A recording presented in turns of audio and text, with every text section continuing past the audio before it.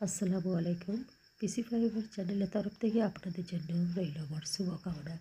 আজকে আমি মাংসটা রান্না করব খুবই সাধারণভাবে, খেতে কিন্তু অসাধারণ। এতে আমি পরিমাণ মতো লবণ, 1 চামচ লঙ্কার গুঁড়ো, 1 চামচ হলুদের গুঁড়ো আর জিরে গুঁড়ো 1/2 চামচ, ভাজা ধনের গুঁড়ো 1/2 চামচ, আদা বাটা, আদা রসুন একসঙ্গে বেটে নিয়েছি, আদা রসুন বাটা 1.5 চামচ দিয়ে এটা মাংসটা আমি খুব ভালো করে হাতে করে মাখিয়ে নেব।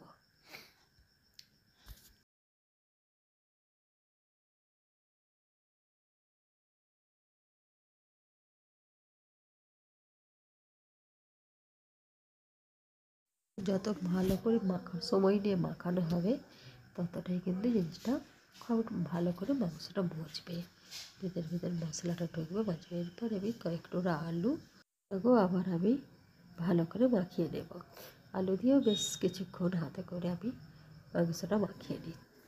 আধ ঘন্টার মতো ঢাকা দিয়ে রেখে দিই। এদিকে আমি কড়াটা গরম করতে দিয়েছি, গরম হয়ে গেছে। কড়া গরম করে আমি তেল দিই। তেলটা আমার গরম হয়ে গেছে। আমি এবার এতে 2 টুকরো ডালচিনি দিলাম, তারপর লবঙ্গ একটা আর গোটা 4 এলাচ দিলাম। এটাকে একটু ভেজে নেব। ভেজে নিয়ে আমি পেঁয়াজ কুচিটা দিয়ে দেব। পেঁয়াজটা, এই মাংস রান্নাটা একটু পেঁয়াজ বেশি লাগে।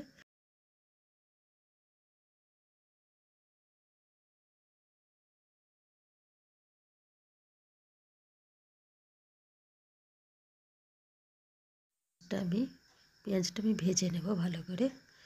পেঁয়াজটা একটু ভাজতে হবে।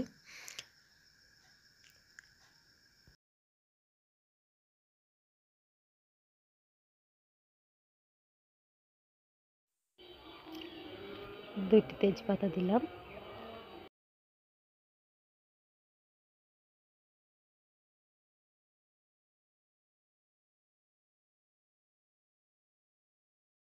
পেঁয়াজটা ভাজা হয়ে গেছে, বেশ সুন্দর ভাজা হয়ে গেছে। এরপরে মেখে রাখা মাংস আলুটা ঢেলে দেব।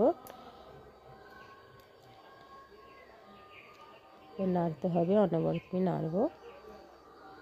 এই সময় যত কষানো হবে, যে কোনো মাংসে রান্না করতে গেলে যত কষা হবে ততই টেস্ট বাড়বে।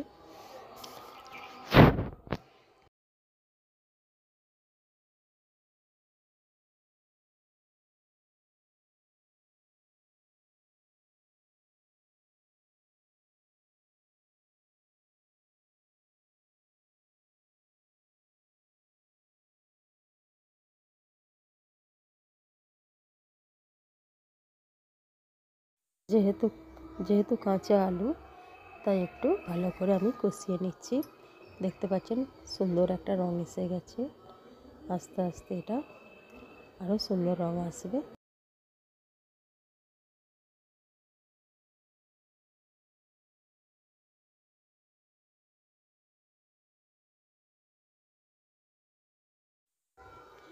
এবারে অল্প অল্প করে আমি জল দেব।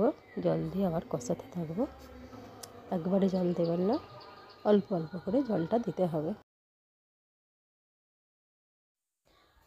আপনারা অনেকেই কমেন্টে বলতেন কথা বলার জন্য, কিন্তু সত্যি কথা বলতে কি, এই প্রথম কথা বলছি, আমার খুবই থতমতি লাগছে। তাই কিছু হয়তো ভুল হচ্ছে, আপনাদের কাছে আমি ক্ষমা প্রার্থী।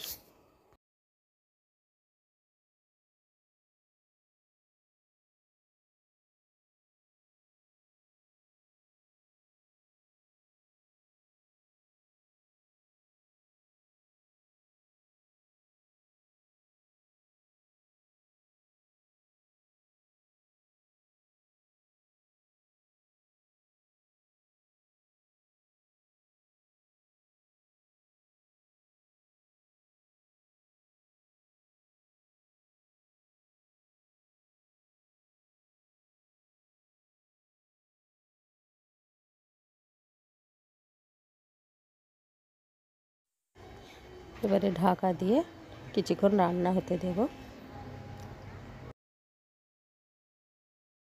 আমি মাঝারি সাইজে 2টি টমেটো কুচি দিচ্ছি।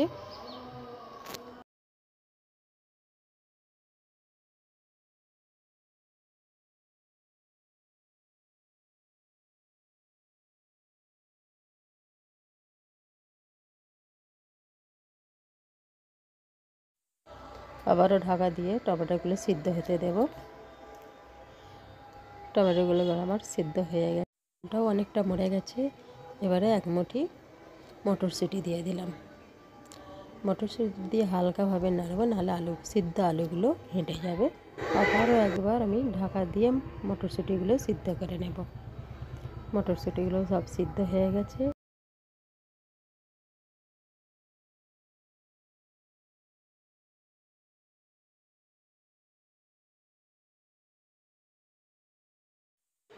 চারটে কাঁচা লঙ্কা চিড়ে রেখেছিলাম, সেই চারটে কাঁচা লঙ্কা তরকারির উপর দিয়ে দিলাম। এতে সুন্দর একটা ঘ্রাণ আসে, কাঁচা লঙ্কার ঘ্রাণটা খুব সুন্দর হয়। এই তরকারিটা অবশ্যই কাঁচা লঙ্কা টমেটো দেবে, খুব সুন্দর লাগবে, ঘ্রাণটা খুব সুন্দর হবে, খেতেও খুব টেস্টি হবে। যদি এই রেসিপিটা আপনাদের ভালো লাগে, অবশ্যই আমার পাশে থেকে এগিয়ে চলার প্রেরণা যোগাবেন। আপনাদের সহযোগিতার আশায় রইলাম। উপর থেকে ধনেপাতা কুচি ছড়িয়ে দিয়ে তরকারিটি এবার আমি নামিয়ে নেব।